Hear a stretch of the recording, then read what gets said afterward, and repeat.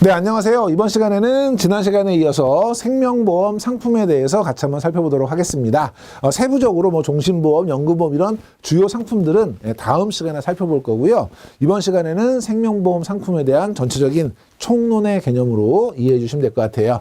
자, 상품 개발의 원칙입니다. 상품 개발은 막 개발하는 게 아니라 과학적이고 합리적인 방법을 사용하고 있는데, 앞에서 우리 공부하셨던 대수의 법칙, 그래서 가입자가 많으면 많을수록 정확한 확률을 만들 수 있고, 그 정확한 확률은 정확한 보험료율이기 때문에 정확한 보험료를 산출할 수 있어서 보험 재정의 안정성을 높이는, 요게 이제 대수의 법칙이라고 하는 원리였고요.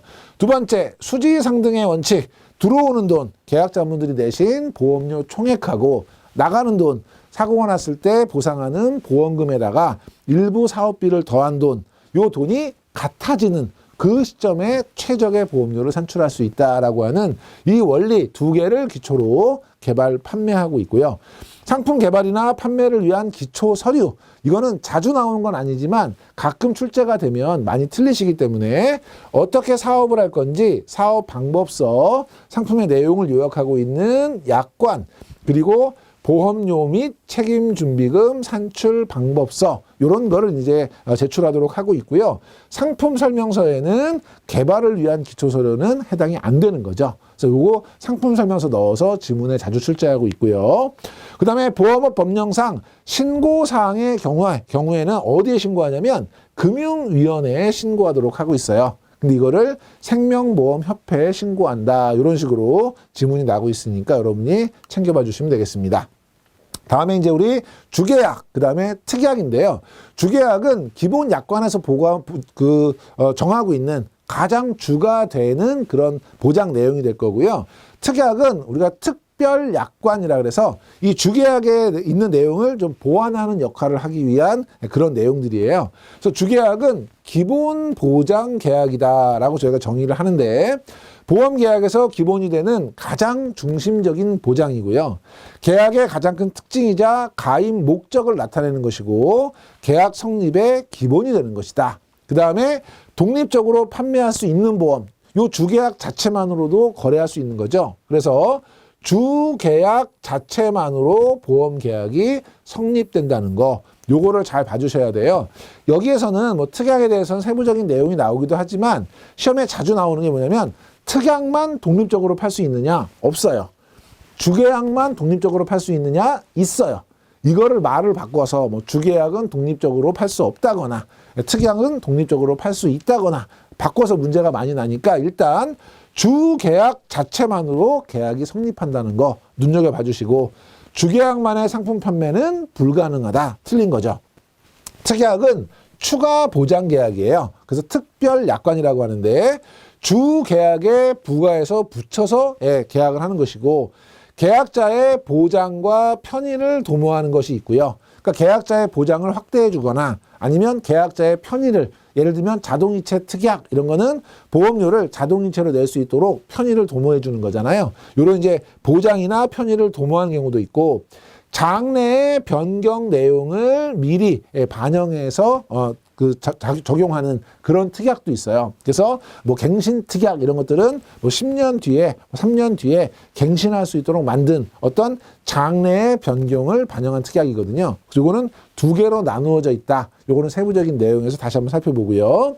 개발 절차는 주계약하고 똑같아요. 그런데 차이점이 특약만 가입하는 것은 불가능하다. 그래서 요 두 개가 비교가 많이 되는 거예요. 내용 보시면 단독 가입은 불가능하지만 여러 개의 특약을 동시에 가입하는 것은 가능하다, 안 돼요. 주계약에 붙여서 가는 거지 그 특약이 한 개냐 여러 개냐는 중요하지 않다. 부가 방법에 따라서 의무 부과되는 특약이 있고요. 그 다음에 선택되는 특약이 있다. 그래서 반드시 의무적으로 가입해야 되는 것이 있다 또는 없다, 선택할 수 없다, 이런 거 틀린 거예요. 둘 다 가지고 있다는 것이고, 제도성 특약, 보험료 부담이 동반되지 않고 가입자의 편의성을 도모하는, 아까 말씀드렸던 자동이체 특약 이런 것들은 별도로 돈을 내지는 않는 것이고요. 통합보험, 가족형 보험 같은 경우는 가족도 특약 부과로 보장 가능하고, 일정 조건을 만족하는 경우에는 중간에도 추가적으로 특약을 가입하는 것도 가능하다. 그래서 맨 밑에 보면 특약이 보장성의 경우 생명보험협회에 신고해야 된다. 특약을 신고하는 경우는 없습니다. 그래서 여러분 이런 지문들 봐주시고요. 특약에서는 아까 제가 별표 3개가 나온 것이 이 부분이 많이 나오고 있어요. 그래서 앞에 페이지에서는 주계약만 독립적으로 팔 수 있느냐, 특약만 독립적으로 팔 수 있느냐, 이게 이제 문제의 포커스라고 한다면 특약에서는 이게 보장을 추가 확대하기 위한 특약인지 아니면 가입자 편의를 주는 제도성 특약인지 요걸 여러분이 구별을 하셔야 돼요.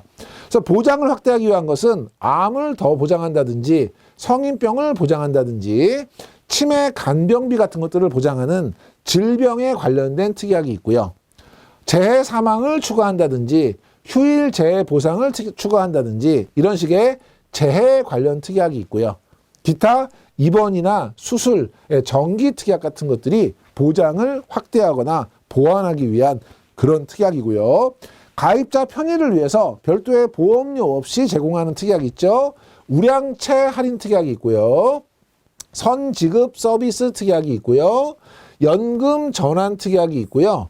장애인 전용보험 전환 특약 같은 것들은 별도의 보험료 납부 없이 계약자분들의 편의를 위해서 제공되는 특약이에요.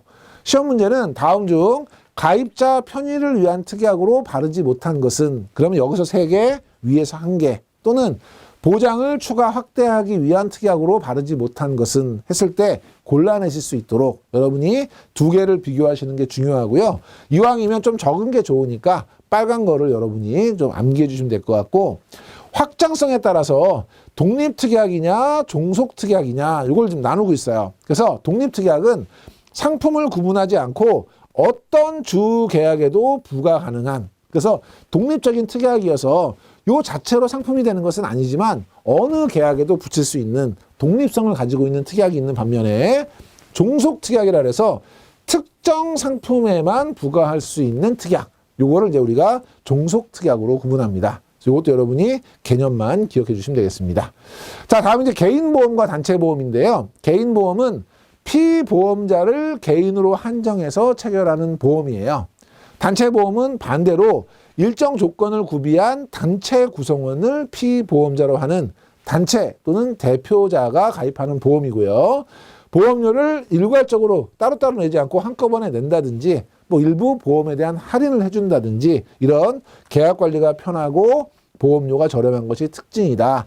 개념만 기억하셔도 좋은 부분인데 간혹 시험에 개인보험에 대한 이야기를 할 때 피보험자가 개인이 아니고 계약자가 개인인 것으로 지문을 내기도 합니다. 그래서 여기서는 개인보험은 피보험자가 개인인 보험이다 정도만 기억하시고요.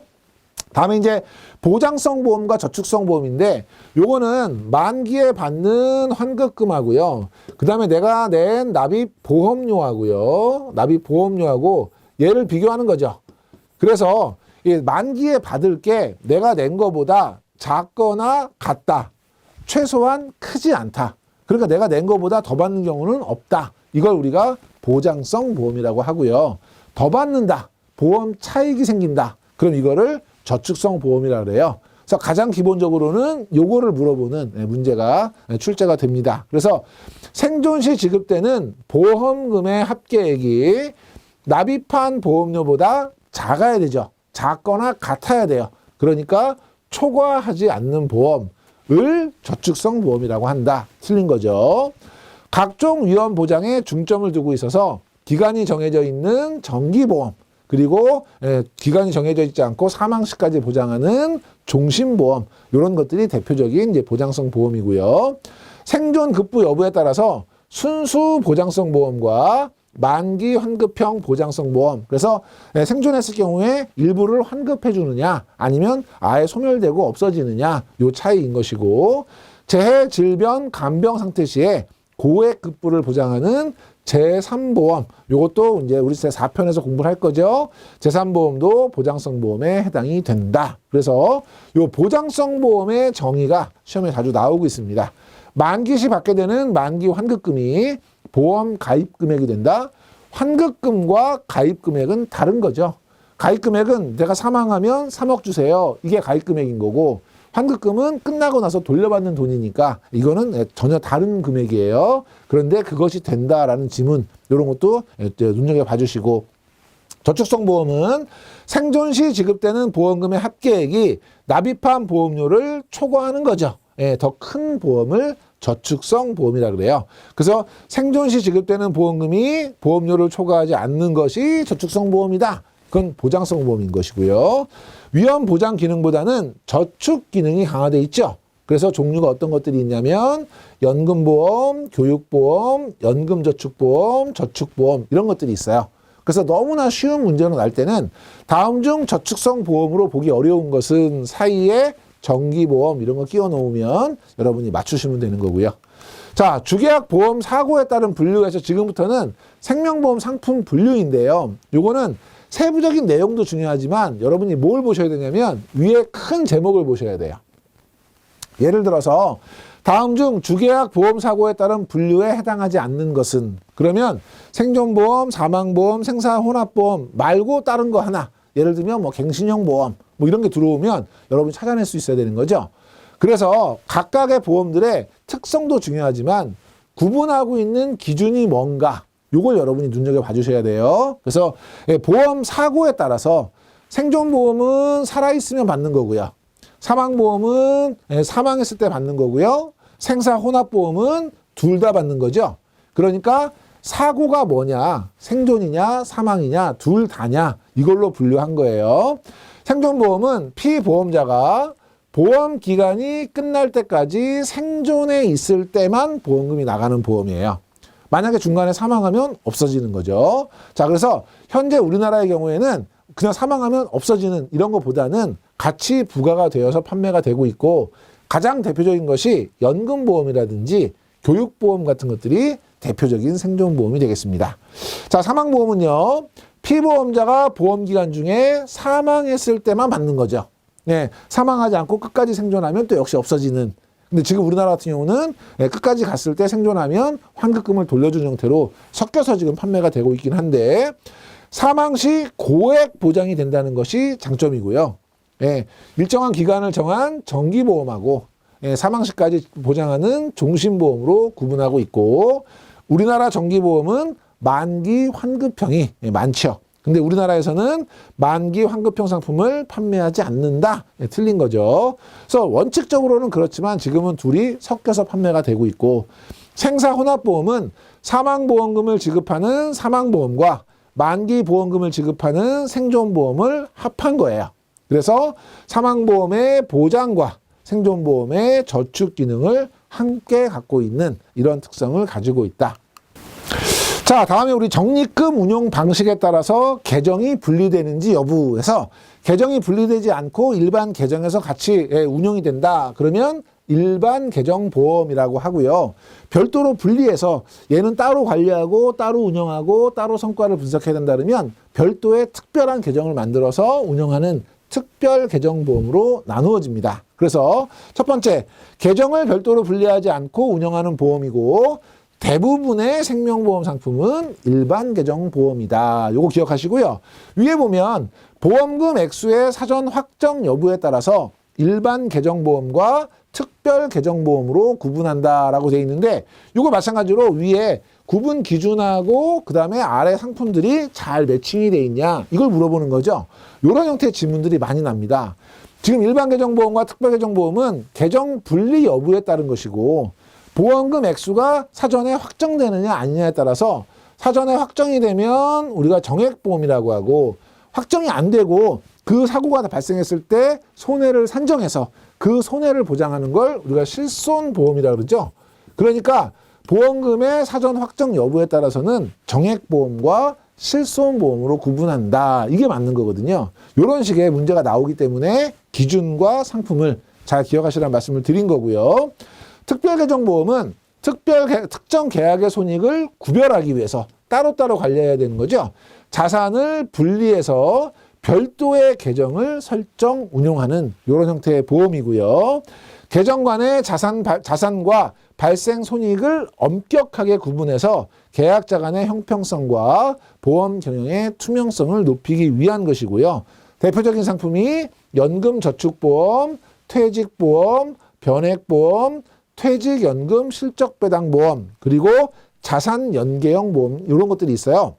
나중에 가시면 여기 변액보험하고 자산연계형 보험은 따로 또 우리 이제 다른 분류에서도 구분을 하는데 어쨌든 특별 계정은 요런 것들이 특별 계정에 해당이 된다. 그래서 연금저축이나 퇴직보험이나 퇴직연금 실적배당보험 같은 경우는 주로 연금에 연관되어 있는 제도에 연관되어 있는 특별 계정이라면 변액보험이나 자산연계형 보험은 수익을 따로 관리해야 되기 때문에 실적 배당을 해야 되기 때문에 특별 계정으로 구분한다라고 봐주시고요. 시험 문제에 다음 중 특별 계정 보험으로 옳지 않은 것을 할 때 자주 나오는 게 장기 간병보험, 실손 의료보험 이런 것들은 특별 계정이 아니라 일반 계정 보험 상품이다는 거 비교해서 정리해 주시고, 자, 준비금의 이자 적립 방식에 따라서는 크게 4가지 정도로 구분을 하는데요. 첫 번째, 확정 금리형 보험. 요거는 맨 처음에 가입할 때 정한 이율로 만기까지 확정적인 이자를 지급하는 형태고요.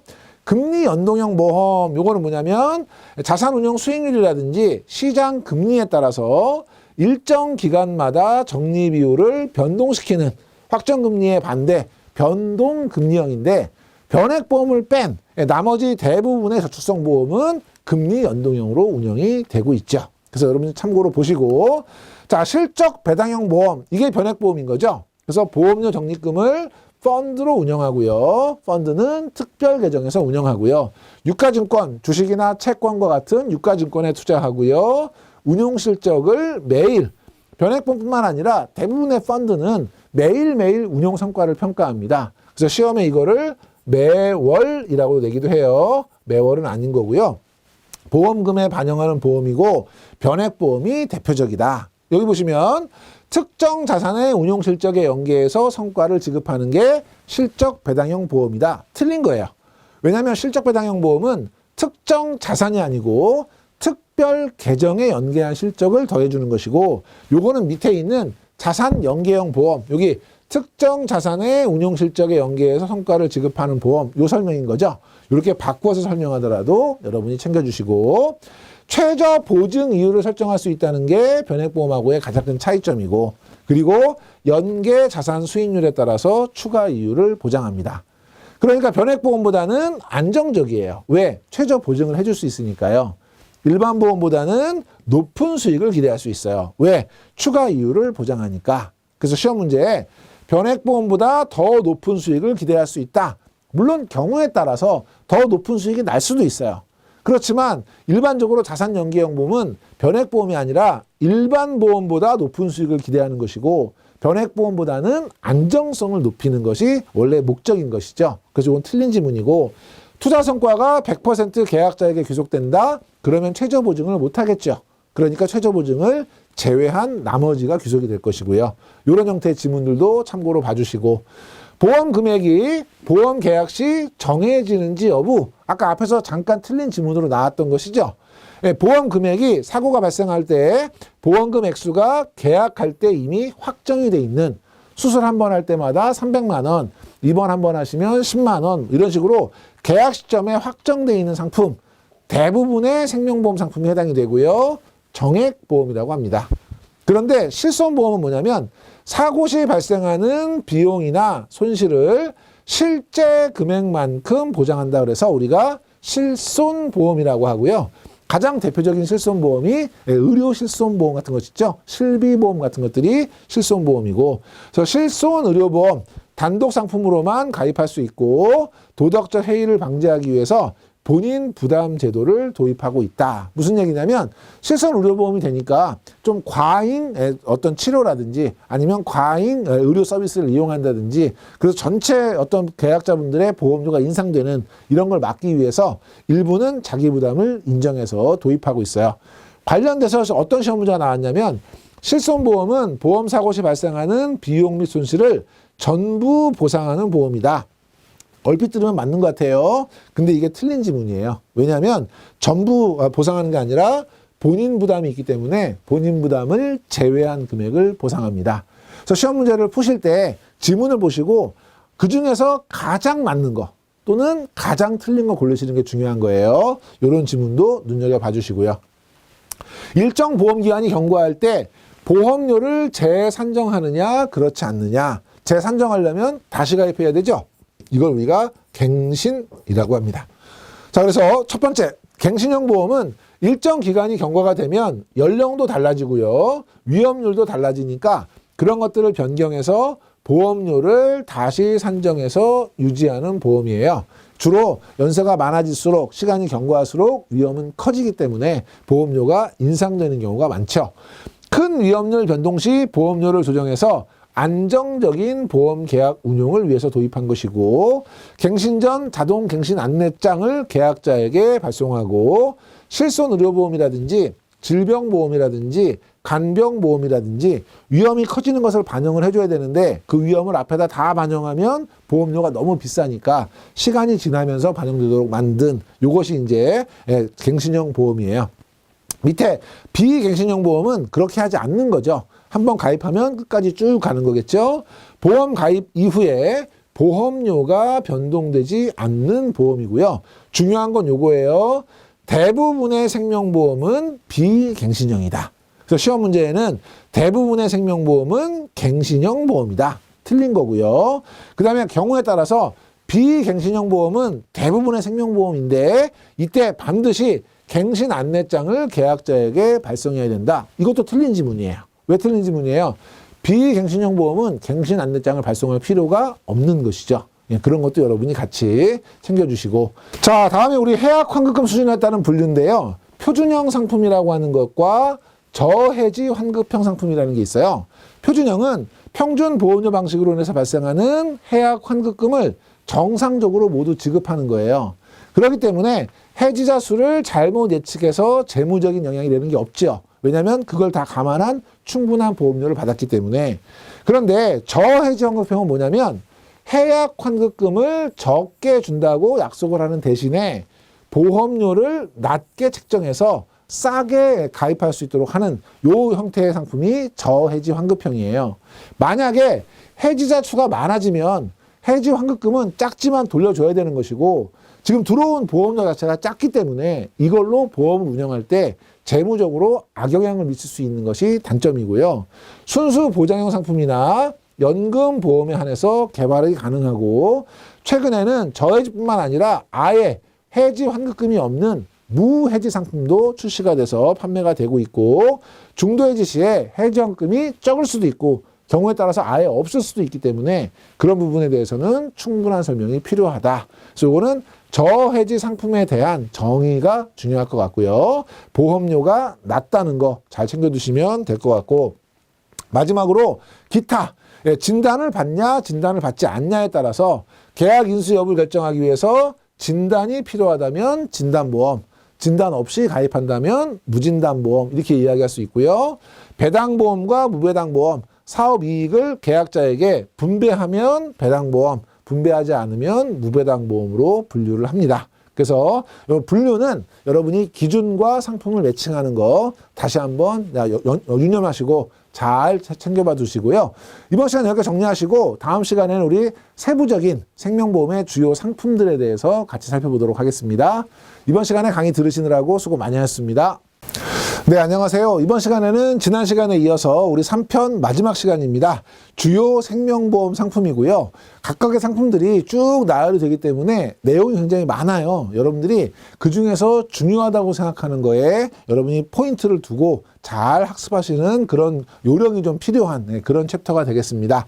첫 번째 공부하실 것은 종신보험인데요. 지금은 계속해서 상품이 나올 때마다 보시면 다 별 3개예요.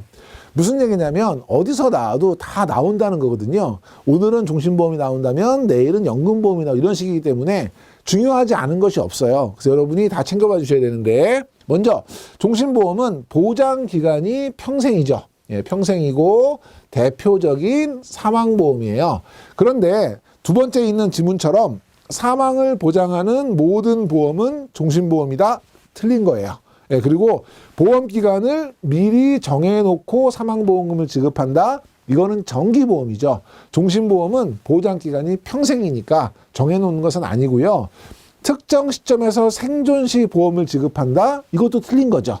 사망을 했을 때 보험금이 지급되는 것이고, 피보험자가 언제 어떤 경우로 사망하더라도 약정된 보험금은 지급을 하고요. 피보험자가 사망하게 되면 유가족이 처할 경제적 곤궁을 해결해주는 생활보장상품, 그래서 우리가 가족사랑상품이다라는 이야기 많이 하고 있는데, 밑에 보시면 질병으로 인한 수술, 입원, 사망을 보장하는 상품이다. 물론 특약을 집어넣어서 수술이나 입원 같은 것들을 보장받을 수는 있지만 원칙적인 상품 성격 자체는 질병이 아니라 사망을 보장하는 상품이기 때문에 이런 것은 이제 틀린 지문으로 여러분이 봐주셔야 되고요.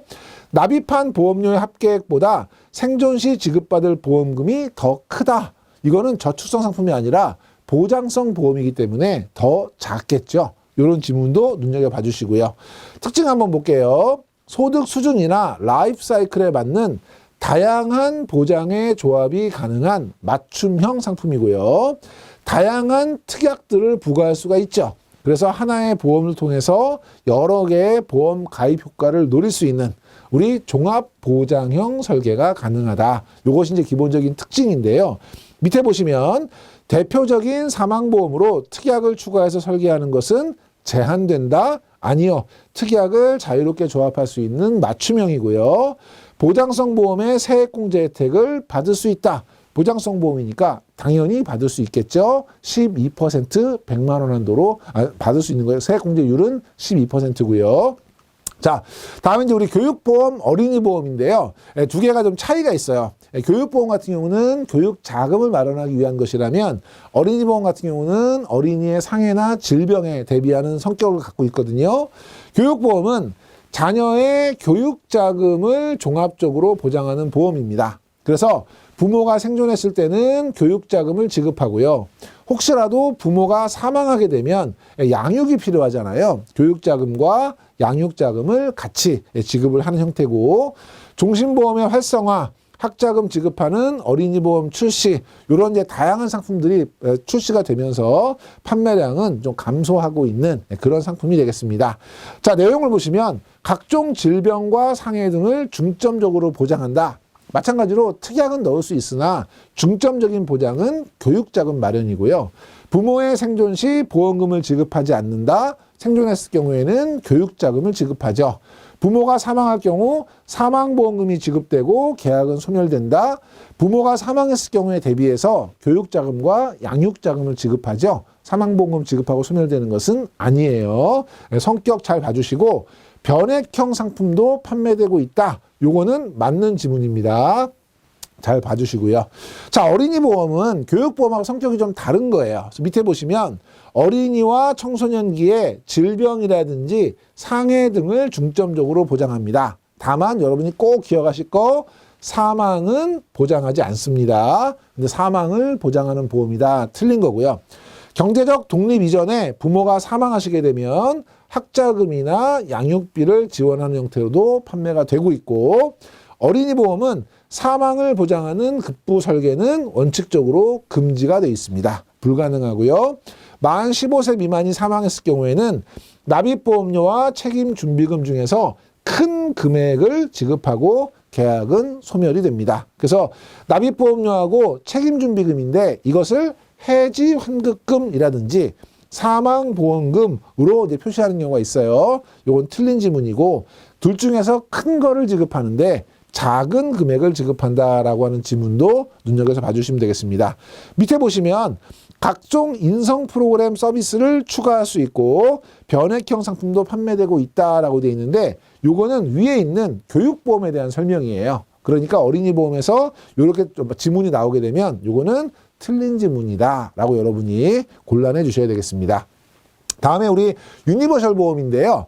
유니버셜 보험의 가장 큰 특징은 두 가지죠. 첫 번째, 보험료를 자유롭게 납입할 수 있다는 거죠. 추가 납입이 가능하고, 두 번째, 자유로운 입출을 할 수 있는 거예요. 중도 인출 같은 것들을 할 수 있는 유니버셜 기능이 붙어있는 보험을 우리가 유니버셜 보험이라고 합니다. 특징은 일반 계정에서 운영하죠. 만약에 변액 유니버셜 보험이다라고 하면 특별 계정에서 운영하겠지만, 일반적인 유니버셜 보험은 일반 계정에서 운영하고요. 기본 보험금의 공시율을 적용해서 추가 적립된 금액을 보험금으로 지급합니다. 일반 보험하고 똑같은 것이죠. 독자적인 상품보다는 유니버셜 기능이라는 측면에서 보험 상품에 기여하고 있어서 무슨 유니버셜 종신보험 뭐 이런 식으로 유니버셜 기능이 부과되는 형태로 많이 판매가 되고 있습니다.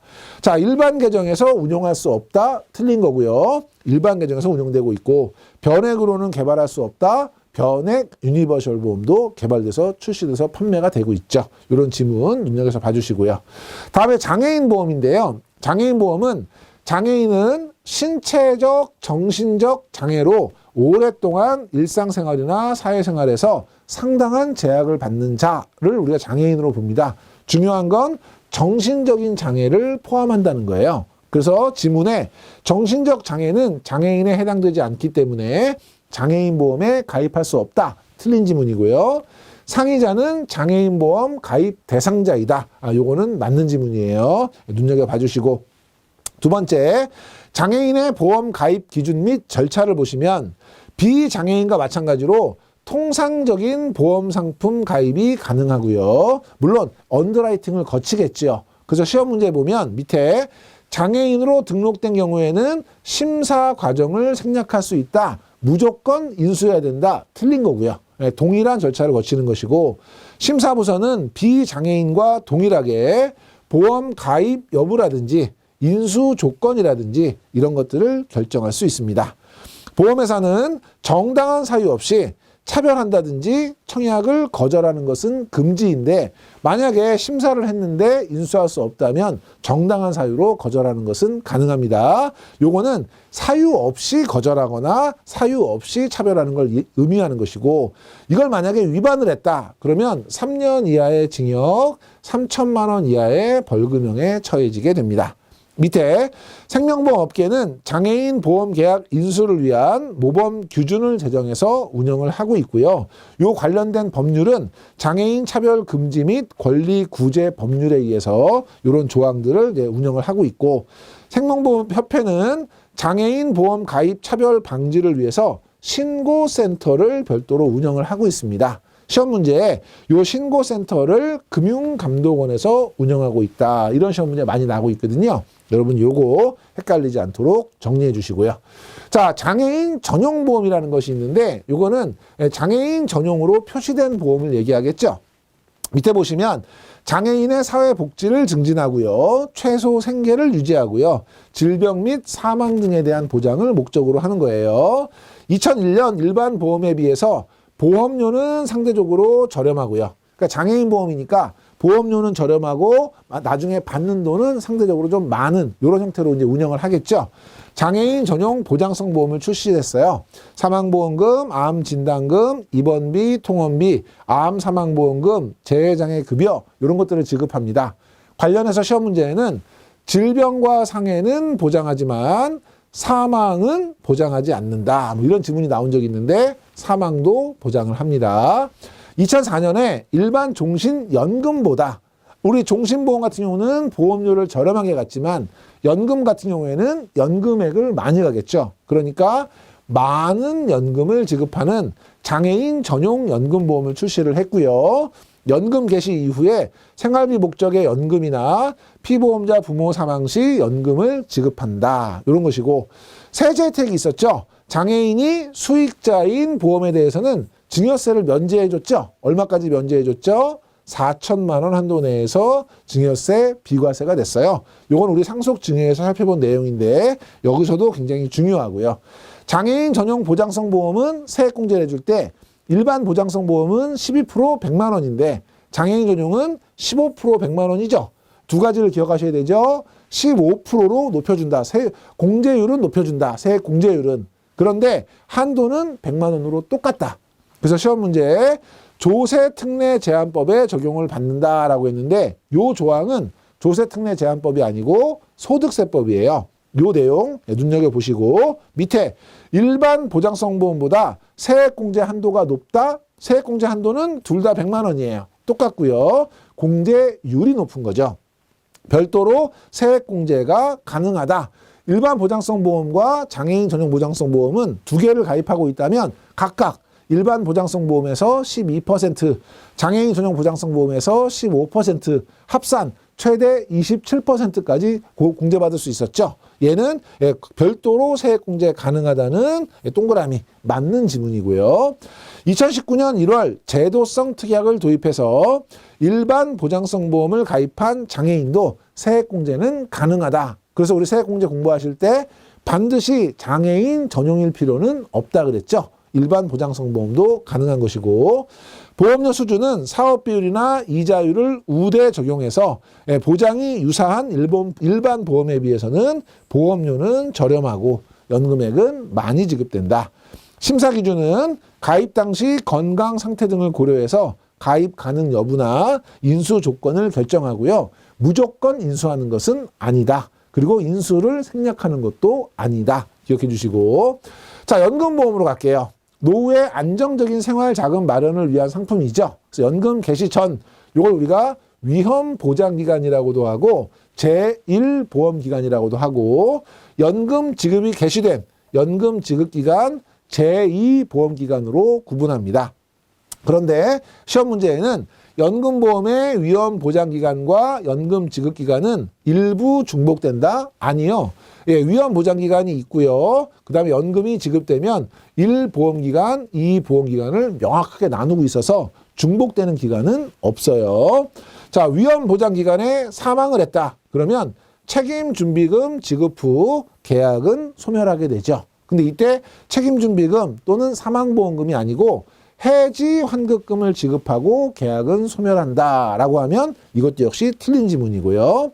연금을 지급받는 방법은요, 종신연금형, 그래서 생존해 계신 기간 동안에 평생 받는 방법이 있고, 확정연금형 해가지고 연금 지급 기간을 20년, 25년 이렇게 확정해서 받을 수 있고, 그럼 확정을 하게 되면 아무래도 나오는 금액이 우리 종신연금형보다는 조금 많을 거고요. 상속연금형, 생존기간에 적립금의 이자만 받고요. 나머지 금액은 상속을 하기 위한 목적인 것이고, 혼합연금형 해서 2개 이상의 급부를 병행해서 선택할 수 있는 이런 방법이 있습니다. 맨 밑에 보면 종신형 연금과 종신연금형을 포함한 혼합형 연금, 어쨌든 요 종신연금형이 포함된 경우를 얘기하죠. 요거는 연금 개시 이후에 해지가 불가능합니다. 왜? 종신을 선택했기 때문에. 그래서 여기 해지가 가능하다, 불가능하다 시험에 자주 출제가 되고 있고요. 종신연금형은 연금 지급 개시 이후에 계약을 해지할 수 있다. 이런 지문들은 틀린 지문이니까 잘 기억해 두시기 바랍니다. 자, 세제 적격 연금, 우리가 연금 저축이라고 하는 거죠. 그래서 개인연금 저축제도라는 것이 2000년까지 운영을 됐고요. 이때는 이제 조세 특례 제한법에 따른 세제 지원이었다면, 최근에 연금 저축 같은 경우는 2012년에 만들어졌던 소득공제 범위, 그 당시에는 세액공제가 아니고 소득공제였고요. 그 범위를 확대했고 연금 세제를 도입하고 금융기관 간에 서로 이전이 가능하도록 한 게 이제 연금 저축제도고, 2013년도에 일부 개정을 해서 최소 납입 기간을 단축했죠. 예전에는 10년 이상 납입해야 된다는 거를 5년으로 단축했고, 요게 지금 이제 개정된 현행이죠. 일부 2014년도에 개정된 것이 있지만 현행이고, 가입 연령 제한을 폐지했어요. 그래서 옛날에는 만 18세 이상만 가입할 수 있었던 것을 연령을 폐지해서 미성년자도 가입할 수 있게 됐고요. 보험료 납입 한도, 예전에는 분기 300만 원 이랬던 것을 지금 연간 1,800만 원으로 바꿨죠. 근데 시험에는 분기 1,800만 원, 연간 1,200만 원 이런 식으로 문제가 나거든요. 그래서 연간 1,800만 원도 꼭 기억하셔야 되고, 근거 법령이 조세특례 제한법이 아니고 소득세법으로 바뀌었죠. 그래서 지금 세제 혜택은 소득세법에 근거한 그런 혜택이고요. 2014년에 그동안에는 소득공제, 세금을 계산하기 전에 위에 소득에서 빼서 계산했다면, 이제 2014년에 개정된 거는 소득에 포함해서 다 계산하고 맨 마지막에 계산된 세액에서 빼주는 세액공제로 변경이 됐죠. 근데 지금도 소득공제가 된다, 이런 지문이 나오기도 합니다. 그래서 지금은 소득공제가 아니고 세액공제다. 그래서 밑에 기타 연금보험 상품을 보면 일시납 즉시연금, 요거는 뭐냐면 돈을 한꺼번에 내면 바로 연금을 받는 상품이에요. 그러니까 퇴직금 등 일시에 납입하고 즉시 연금을 받는, 요게 이제 즉시 연금인데, 시험에는 연금을 일시에 수령할 수 있는 연금이다. 이런 질문이 많이 나옵니다. 연금을 일시금으로 받는 게 아니라 보험료를 일시금으로 내고 즉시 연금을 받기 시작할 수 있는 요게 일시납 즉시 연금이고요. 변액연금은 특별계정에서 운영이 되고요. 그래서 운용 실적에 따라서 보험금이 달라진다라는 거 알아두시면 되겠습니다. 자, 다음에 이제 퇴직연금인데요. 퇴직연금은 예전에는 사내 적립해서 퇴직금으로 줬잖아요. 그러면 회사가 부도나면 퇴직금을 못 받는 거예요. 그래서 그 다음에 우리 종퇴보험, 종업원 퇴직보험이라 해서 외부에 민간 보험회사에다가 종퇴보험을 가입하면 회사가 부도나더라도 그 보험회사로부터 퇴직금을 받는 제도가 있었어요.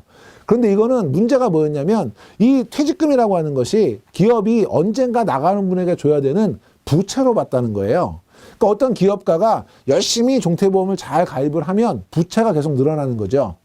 이 문제가 이제 재무 건전성에 문제가 생기니까 그래서 만든 게 이제 퇴직연금이에요. 퇴직연금은 사내에 적립하지 말고 그 퇴직금을 줄 돈을 미리 모아놓는 거잖아요. 이거를 외부에 모아놓는 거예요. 그래서 나중에 일시금으로 받았을 때는 뭐 사업을 한다든지 이렇게 실질적인 노후 자금으로 쓸 수 없으니까 연금의 형태로 주겠다라는 의미에서 퇴직연금이라는 이름으로 운영을 하고 있는 건데요. 자, 기업이 근로자의 퇴직금을 사내에 적립하는 것이 아니고 회사 내부에 적립하는 것이 아니고 외부 금융기관에 적립하는 거예요. 그리고 운용을 하는 거고요. 근로자들은 나중에 퇴직을 할 때 얘를 연금으로 받는 걸 권고를 해요. 그런데 근로자분께서 나는 일시금으로 받고 싶다. 받으실 수 있어요. 그래서 연금 또는 일시금으로 지급하는데 시험에는 반드시 연금으로만 받아야 된다. 일시금으로는 받을 수 없다. 이런 질문들이 이제 많이 나오고 있고요. 대상은 2010년 12월부터 전 사업장으로 확대해서 시행 중이에요. 그래서 5인 이상 근로자를 고용한 사업장, 10인 이상 근로자를 고용한 사업장 이런 식으로 시험 문제가 출제가 되고 있으니까 비교해 주시고 퇴직연금의 종류는요. 크게 세 가지예요. 그래서 다음 중 퇴직연금의 종류가 아닌 것은 1번 확정급여형, 기여형, 개인형, 중도인출형 이런 시험 문제가 나온다는 거예요. 그래서 종류 3개를 기억하셔야 되는데 확정급여형은 급여가 확정된 거죠. 나중에 퇴직을 해서 받을 돈 이걸 우리가 급여라고 보고 퇴직급여가 사전에 확정되는 거예요. 근무기간이나 임금에 따라서.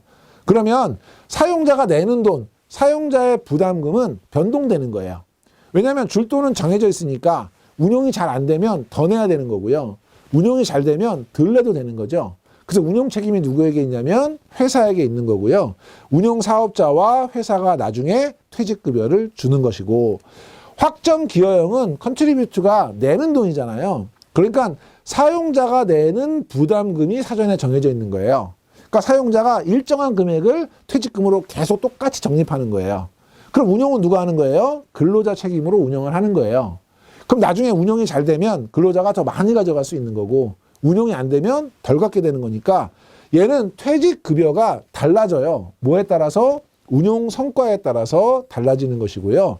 퇴직할 때 회사는 퇴직급여를 별도로 지급하지 않죠. 이건 회사 책임이 아니고 근로자의 책임이니까 자기가 운영한 것만큼 가져가는 거고요. 개인형 같은 경우에는 내가 퇴직연금을 가입하지 못하는 상황이라거나 예를 들면 뭐 자영업자나 근속기간 1년 미만자 또는 이직을 하는 과정에서 중간에 퇴직금 받고 다음 회사로 가기 전에 남았다든지 아니면 퇴직을 해서 퇴직금 받은 거를 나는 계속 연금으로 운영하고 싶다든지 아니면 나는 이미 퇴직연금이 있는데 추가로 더 하고 싶다든지 이렇게 개인적으로 준비하는 퇴직연금을 개인형 퇴직연금이라고 하고요. 얘는 급여 수준이라든지 부담금 이런 것들이 확정돼 있지 않죠. 개인이 그냥 정하는 그런 연금이고 개인형 IRP와 기업형 IRP로 구분을 하는데 기업형 같은 경우는 상시 근로자 10인 미만인 이런 경우에 확정 기여형과 동일하게 운영을 합니다. 간혹 이거를 뭐 5인 미만 이렇게 시험에 내기도 하고요. 자, 주요 내용을 살펴보면 연금 사업자는 뭐 보험회사, 은행, 증권회사, 근로복지기관이고요. 우리 가입 대상은 모든 사업장이라 그랬죠. 그래서 요거 중요하고요. 제도는 확정급여형, 확정기여형, 개인형 3가지가 있고요. 자산관리 계약은 보험계약으로 퇴직연금 보험으로도 할 수 있고 퇴직연금 신탁으로도 할 수 있다. 요것도 가끔 시험에 나오고요. 적립금 운영 방법은 보험 같은 경우는 금리 확정형, 금리 연동형, 실적 배당형으로 운영할 수 있고요. 예적금이나 채권, 주식, 수익증권, 원금 보장형 ELS, RP, 환매조건부 채권이죠. 발행어음, 표지음 이런 걸로 운영할 수 있다. 참고로 보시고 근로자 교육은 매년 1회 이상 퇴직연금 사업자에게 위탁을 해서 시행할 수 있고요. 판매 자격은 퇴직연금 모집인 자격을 취득하신 분만, 그래서 아무나 팔 수 있다. 보험 설계사 자격을 취득하면 팔 수 있다. 틀린 거고요. 퇴직급여는 일시금 또는 연금으로 수령할 수 있다 그랬죠. 그래서 반드시 연금으로만 수령해야 된다. 그리고 일시금으로는 받을 수 없다. 틀린 거고요. 세제 혜택은 우리 연금 저축 세제 혜택하고 연동이 돼 있죠. 그래서 우리 연금 저축 같은 경우에는 400만 원까지 그 공제를 받을 수 있고 퇴직연금 합산에서는 700만 원까지 받을 수 있었죠. 다만 고소득인 경우에 그래서 우리 종합소득이 1억이거나 아니면 근로소득이 1억 2천인 경우에는 연금 계좌가 300만 원, 퇴직연금 합산은 그대로 700만 원이었고요. 그 다음에 우리 금융소득 종합과세 대상이 아니면서 50세 이상인 경우에는 연금저축에서 400에서 200만 원 더해서 600만 원까지, 퇴직연금 합산해서 900만 원까지, 그때도 고소득인 경우에는 300만 원, 700만 원 기억나시죠? 그거 다시 한번 정리해 주시면 되겠습니다. 다음 변액보험인데요. 정의는 보험금이 자산운용 성과에 따라서 변동하는 실적 배당형이에요. 그러니까 펀드 특별 계정으로 운영을 하는 상품이고요. 그래서 위에 보면 자산운용 구조가 수익증권, 일반적인 펀드와 유사하다. 요거는 맞는 지문이 되겠습니다. 밑에 보시면 얘는 보험 상품이면서 펀드로 운영하니까 보험에 관련된 보험업법하고요. 펀드를 관장하고 있는 자본시장과 금융투자업에 관한 법률, 자본시장법을 동시에 적용을 하고 있고요. 생명보험회사에서만 판매를 하고 있고 2001년 7월부터 판매가 되고 있습니다. 특징은 투자 실적에 따라서 보험금도 달라지게 되고요. 해지 환급금도 변동을 하게 되는 이런 성격을 가지고 있는데 밑에 보면 일반 상품에 비해서는 뭐를 더 높게 기대하는 거예요? 수익성을 높게, 펀드 운용 성과를 보험금에 반영하겠다라고 하는 것이고 투자 위험을 누가 부담하는 거예요? 계약자가 부담하는 거죠. 그래서 이거를 안정성을 중시한다거나 투자 위험을 회사가 부담한다거나 이런 형태의 문제가 많이 나오고 있으니까 챙겨두시고 계약자 자산에 비례한 공평한 투자 손익 배분을 위해서 특별 계정에서 따로 운영한다 그랬죠. 일반 계정 아니고 특별 계정이고요. 그 다음에 예금자 보호법은 적용되지 않는데 특약하고 최저 보증에 관련된 부분은 예금자 보호가 된다 그랬죠. 그러니까 변액보험은 무조건 예금자 보호가 안 된다. 이거는 틀린 거고요. 회사가 책임져야 되는 특약이라든지 최저 보증은 예금자 보호가 가능하다는 것도 기억해 주시고 사망보험금 최저 보증이 있는데요. 우리가 GMDB라고 하는 거죠. 그래서 최초에 가입할 때 나 사망보험금 얼마 주세요 라고 최초에 약정한 것을 기본보험금이라고 해요. 이 기본보험금은 운용 실적과 상관없이 최저 보증해 줍니다. 그래서 보장성 보험, 종신보험이나 변액 유니버셜 보험, 우리 보장성 이런 경우에는 기본보험금을 보증하고요. 저축성 보험, 변액 연금이나 변액 유니버셜 보험, 적립형 같은 경우에는 기납입보험료, 원금이 되겠죠. 요거를 사망보험금으로 보장해 주고 있고요. 해지 환급금, 중간에 해지했을 때 해지 환급금은 보장을 해줄까요? 안 해줄까요? 당연히 안 해주겠죠. 그러니까 최저 보증은 없고요. 원금 손실이 가능한가요? 가능하고요. 누가 책임져야 되죠? 계약자가 책임을 집니다. 그래서 장기 유지가 필요한 것이고 밑에 보시면 중도 해지 시 지급되는 해지 환급금은 기납입보험료를 최저 보증한다. 사망보험금은 최저 보증하지만 해지 환급금은 최저 보증이 없다. 변액보험 판매 자격시험에 합격한 사람만 판매하실 수 있고요. 가입자도 적합성 진단을 받아야 가입할 수 있다. 참고로 봐주시면 되겠습니다. 상품 구조 한번 볼게요. 기본 보험 계약이 있고요. 요거는 이제 최초에 약정한 것이고 변동보험 계약, 특별계정 운용 실적에 따라서 달라지는 것이고 그리고 특약으로 구성되어 있는데 특약은 일반 계정에서 운영이 되는 것이죠. 자, 특별계정 투입보험료는 납입보험료에서 사업비하고요. 위험보험료를 제외한 나머지 금액, 나중에 여러분이 변액보험 판매 자격시험을 이제 취득하게 되시면 구체적으로 배울 거예요. 보험료가 들어오면 일단 사업비는 공제를 하고요. 순보험료는 특별계정으로 전체적으로 이체를 해요.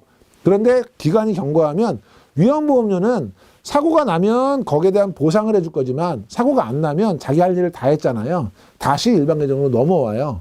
그러니까 저축보험료가 주로 특별계정에서 이제 운영이 되기 때문에 사업비와 위험보험료를 제외한 금액이 이제 특별계정으로 넘어간다라고 표시가 된 거예요. 나중에 구체적으로 배우시고 지금은 사업비와 위험보험료를 제외한 금액이 간다. 그러면 한마디로 얘기하면 납입보험료 전체가 특별계정으로 가는 것은 아니죠. 그래서 납입보험료 전액이 간다. 틀린 거고요. 간혹 가다가 사업비와 위험보험료를 제외한 금액이 일반 계정으로 투입된다. 이런 문제도 나온 적 있어요. 일반 계정이 아니라 특별 계정으로 투입되는 것이고 계약자 적립금은 특별 계정의 운용 실적에 따라서 계약자별로 배분된 금액이고요. 평가하는데 얼마마다 한 번씩 평가하고 얼마마다 한 번씩 변동한다 그랬죠? 매일매일 변동해요. 그래서 시험 문제에 매월 변동한다. 이런 문제 많이 나오고 있고요. 가입할 때 회사가 설정한 펀드 중에서 선택해서 운영할 수 있고요. 보험 기간 중에 다른 펀드로 변경할 수 있나요? 변경이 가능하죠. 시장 상황에 따라서. 이게 이제 변액보험의 가장 큰 장점 중에 하나인데 다른 펀드로 변경이 가능하다. 시험에는 변경할 수 없다. 변경은 불가능하다. 이런 질문 많이 나오고 있고요. 기본보험계약은 최초 가입할 때 상품 내용 맨 처음에 약속한 거죠. 보험료 산출의 기초가 되고 최저 보증액이 되는 것이고 변동보험은 운용 실적에 따라서 달라지는 추가적으로 계산되는 부분이 되겠죠. 대신에 변동보험에 따른 추가 보험료는 별도로 부과하지 않고 있고 선택계약은 어디서 운영한다고요? 일반 계정에서 운영이 되고요. 그 다음에 적용 이율로 불이하고 적립하는 일반 계정 그 항목이고 변동보험금 크기에 관계없이 사망보험금은 최저보증한다 그랬죠. 예, 그래서 이 최저보증은 비용을 부담해요. 사망보험금 최저보증 비용이라는 비용을 내고 그 비용을 따로 준비금으로 모았다가 이런 이제 사고가 발생했을 경우에 최저 보다 더 적게 적립금이 남으면 그 기본 보험금만큼은 채워주겠다는 게 최저보증이잖아요. 그러니까 비용은 부담하고 얘는 선택은 불가능해요. 나는 비용 안 내고 최저보증 안 받을게요를 선택할 수 없어요. 이거는 이제 법적으로 사망보험 같은 경우는 만약에 선택 안 했을 경우에 유가족에 대한 사회적 책임이 크기 때문에 이거는 반드시 가입하도록 의무 가입 조항이고요. 반면에 밑에 보면 기납입보험료 등을 일정 수준으로 보완하는데 이게 뭐냐면 연금 적립금, 최저 연금 적립금 보증을 해줄 수 있어요. 그럼 이거는 뭐냐면 만약에 운용 실적이 안 좋게 되더라도 기납입보험료는 보증을 해서 연금은 받으실 수 있도록 해드릴게요. 이건데 요거는 선택할 수 있어요. 그래서 본인이 선택했을 경우에는 비용을 지불하고 최저보증을 받으실 수도 있고 선택을 안 하면 나는 비용을 내지 않는 대신에 최저보증은 안 받을 수도 있어요. 그래서 사망보험금은 선택이 불가능하고 연금 적립금은 선택 가능하다는 것도 비교해서 봐주시고 최저보증이 없는 대신에 최저보증 비용도 없기 때문에 고수익 추구가 가능한 형태로 미보증형으로 출시하고 있다. 밑에 보면 변액연금보험은 연금 적립금에 대한 최저보증을 받을 수 없다. 본인이 선택하는 경우에는 받을 수 있다죠. 자, 상품 종류 한번 볼게요. 변액종신보험은 종신보험이에요. 다만 운용실적에 따라서 사망보험금이 달라지는 거죠. 그래서 보험기간이 평생이고요. 사망보험금을 지급하는 상품이고요. 일반 종신보험하고 차이점은 해지 환급금이 특별 계정의 투자 실적에 따라서 변동되는 거죠. 이때 해지 환급금은 최저보증이 안 되는 거고요. 예금자 보호법에 적용을 안 받아요. 그런데 최저보증하고 특약에 대해서는 예금자 보호가 적용이 되는 것이고요.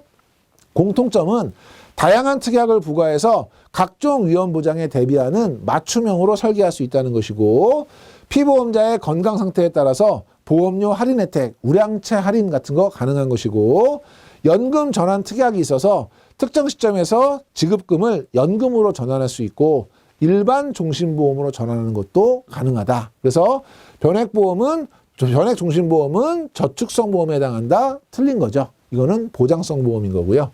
자, 변액연금이에요. 제1보험기간, 제2보험기간으로 구분하고 있고요.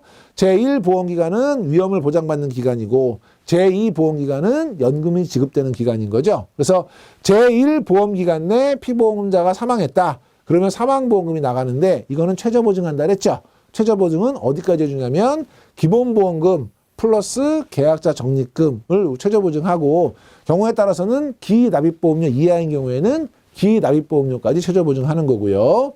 연금은 계약자가 선택한 방식에 따라 종신연금, 확정연금, 상속연금형으로 지급한다. 그래서 시험 문제에는 변액연금은 중도 해지했을 경우에 기납입보험료를 보증한다.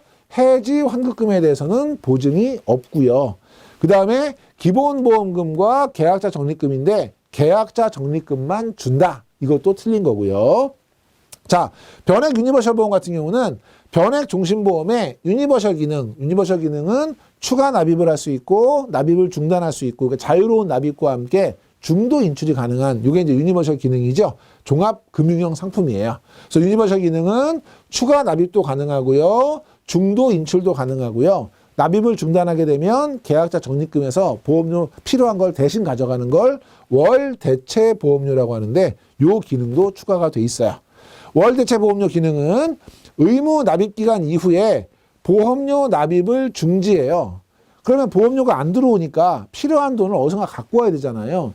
그거를 계약 유지를 시켜주기 위해서 적립금에서 가져오는 돈을 월 대체 보험료라고 하고요. 자, 보험 기간은 종신이고요. 그 다음에 펀드 운용 실적에 따라서 사망보험금과 해지 환급금이 변동되는데 사망보험금은 최저 보증이 되고요. 해지 환급금은 최저 보증이 안 되고요. 보험료 추가 납입이나 해지 환급금의 일정 범위 내에서 중도 인출도 가능하고요. 장기 투자를 목적으로 하는 적립형이 있고 사망보장을 목적으로 하는 보장형이 있고요. 최저 사망보증의 설정이나 변동보험금 계산 방식이 서로 간에 얘는 적립형이니까 저축성 보험처럼 계산이 될 거고 얘는 보장형이니까 보장성 보험처럼 계산이 되겠죠. 그래서 시험 문제에 가끔 계산 방식이 서로 동일하다라고 나오면 이건 틀린 거다. 이렇게 여러분이 기억해 주시면 되겠습니다. 자, 상품 종류 보실 때 일반 보험하고 변액보험의 비교입니다. 일반 보험은 보험금은 최초 약정한 가입 금액을 받는 대신에 변액보험은 투자 실적에 따라서 달라지는 보험금을 받게 되고요. 예금자보, 일반 보험은 당연히 일반 계정에서 예금자보호가 다 적용이 되고 변액보험은 원칙적으로는 적용되지 않지만 두 개는 적용된다 그랬죠. 특약하고 그 다음에 최저보증보험금은 예금자보 적용 대상이고요. 투자 위험은 일반 보험은 회사가 이율을 부담하는 반면에 우리 변액보험 같은 경우는 계약자가 부담을 하게 되고요. 운용은 일반 보험은 일반 계정에서 변액보험은 특별 계정에서 운영을 하고 있고 그래서 일반 보험은 주로 이율을 가지고 공시이율 같은 것들을 적용한다면 변액보험은 실적 배당하는 것이죠. 요건 너무나 당연한 것 같은데 가끔 비교해서 시험에 나옵니다. 여러분이 이것도 잘 특히 빨갛게 표시해둔 내용들은 다시 한번 정리하시고요. 자, 변액보험의 공시인데요. 변액보험은 펀드로 운영하기 때문에 펀드의 공시에 준하는 공시를 해줘야 돼요. 그래서 운용 설명서라고 하는 것을 계약 체결을 권유할 때 이 특별 계정은 변액보험은 이렇게 운영이 됩니다라고 하는 운용 설명서를 이제 보여드려야 되고 설명을 해드려야 되는데 계약 체결할 때 운용 설명서뿐만 아니라 약관을 같이 제공을 해야 되고요. 변액보험 상품의 개요라든지 각종 용어라든지 상품의 구조, 펀드의 유형, 그 다음에 수수료 이런 것들을 확인할 수 있도록 운용 설명서를 제공하고 납입보험료 중에서 차감되는 비용이라든지 특별 계정이 투입되는 비용이라든지 이런 것들을 이제 확인하실 수 있고요. 보험 계약 정보는 가입 이후에 분기 1회 이상 이건 이제 우리가 일반적으로 펀드 같은 거 가입하면 어떻게 운용되고 있는지 그거를 우리 분기에 한 번씩 보내주잖아요. 똑같은 거예요. 그래서 분기에 1회 이상 보험 계약 정보를 제공을 해야 돼요. 이게 이제 우리 정기 공시사항인데 매월 해야 된다든지 반기별 1회 이상 해야 된다든지 이런 지문은 틀린 거고요. 계약자가 가입한 특별 계정의 실적, 납입보험료, 계약자 적립금 이런 운용 실적을 보여드려야 되고 요거는 생명보험회사의 인터넷 홈페이지에 본인 인증 절차를 거치고 본인이 확인할 수 있어요. 이거를 생명보험협회 홈페이지다라고 시험 문제 내기도 하고요. 홈페이지에서 공시되는 수익률은 펀드 설정일부터 계산된 특별계정 전체 수익률이고요. 가입 시기, 금액이 모두 다른 개별 가입자에게 실제 적용되는 수익률과는 다를 수 있다. 그래서 여기 보시면 가입한 지 1년이 지난 계약을 대상으로 분기별 1회 계약 정보를 통보한다. 이런 조건이 없지요. 모든 계약을 대상으로 합니다. 그래서 변액보험의 공시까지. 그래서 생명보험의 주요 상품은 내용이 너무 많아요. 내용이 많은데 어디에서 나올지 모르지만 나오게 되면 주로 나왔던 부분에서 출제가 되거든요. 그러니까 여러분들이 그 중요하다고 강조해드린 그 부분 중심으로 중요 포인트만 기억을 잘 해주시면 도움이 되지 않을까 싶습니다. 이렇게 3편 정리하시고요. 다음 시간부터는 우리 제4편, 제3보험에 대해서 같이 살펴보도록 하겠습니다. 이번 시간에 강의 들으시느라고 수고 많이 하셨습니다.